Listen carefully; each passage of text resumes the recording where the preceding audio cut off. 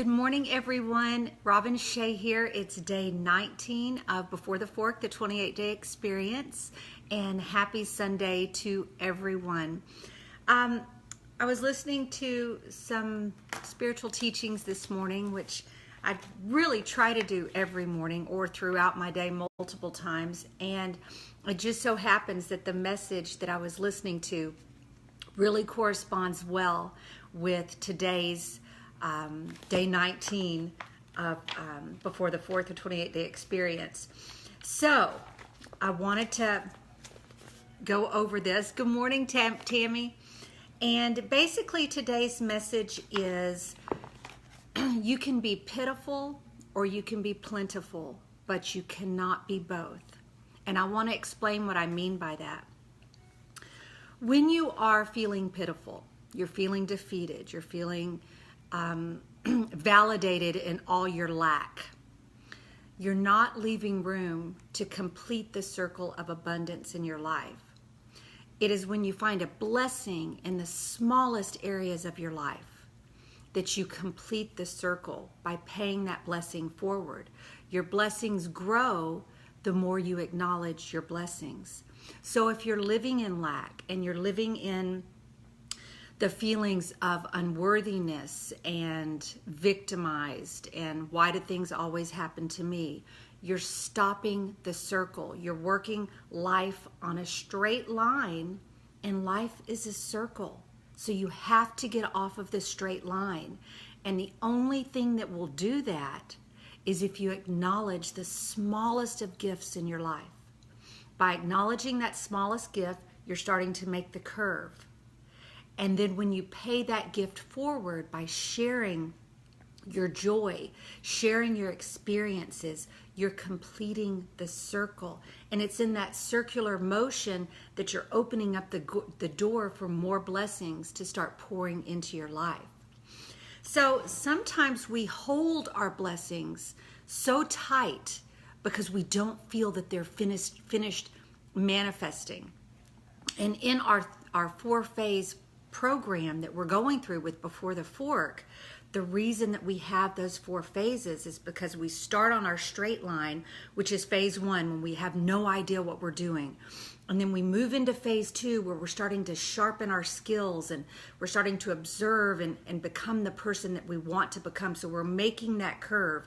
And as we move into phase 3, which is what we're doing right now, we're moving into phase 3. We're going to come on top of that circle because now we're going to start sharing some of our ideas with others. And as we wrap up into phase 4, we're going to rest in our knowledge, and that's going to complete that circle.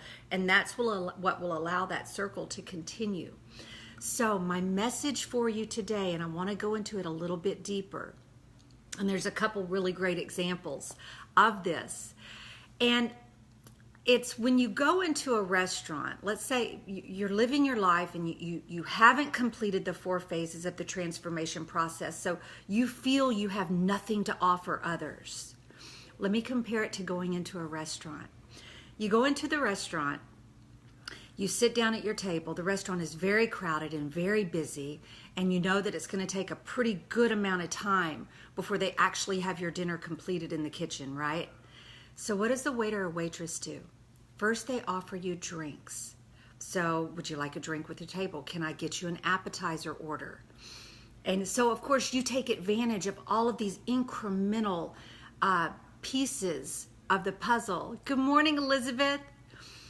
And in doing so, you're building faith that your dinner will actually be delivered to the table. But in the process, you have your drinks, you have your salads, you have your appetizer, you have your dinner, and then perhaps you even have a dessert. Well, that's how you have to think about your blessings when you're looking at others in your life. They may not be ready for the dinner. You may not have the dinner to give, but you've got a drink, you've got a salad, you have an appetizer, and eventually you're going to have that complete meal with a dessert. So don't hold back your blessings. You may not completely understand everything that you're going to be moving through in the 4 phases of transformation, but at this point of the game, You've got a drink to offer.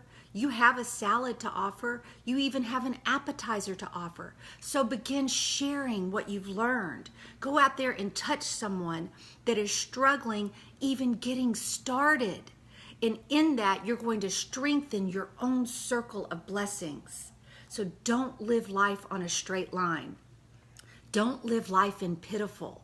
And to take that even further, don't just be thankful for your blessings.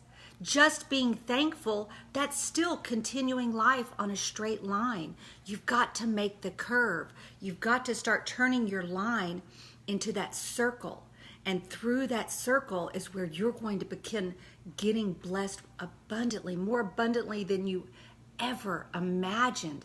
But if you're just living in pitiful, you have a short little line that you're living on. You're not allowing any abundance to come through.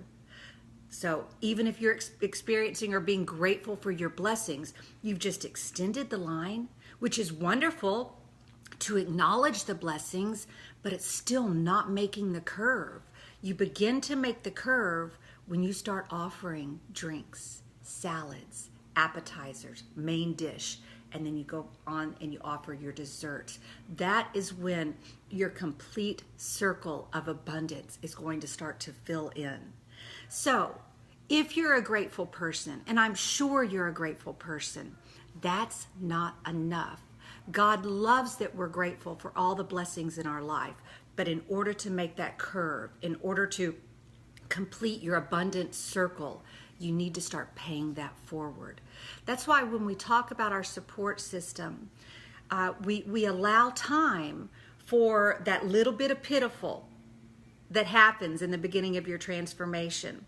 And then we allow a little time for you to switch that pitiful, good morning, Carla, to switch that pitiful into gratitude. But now is the time we've got to start making the curve.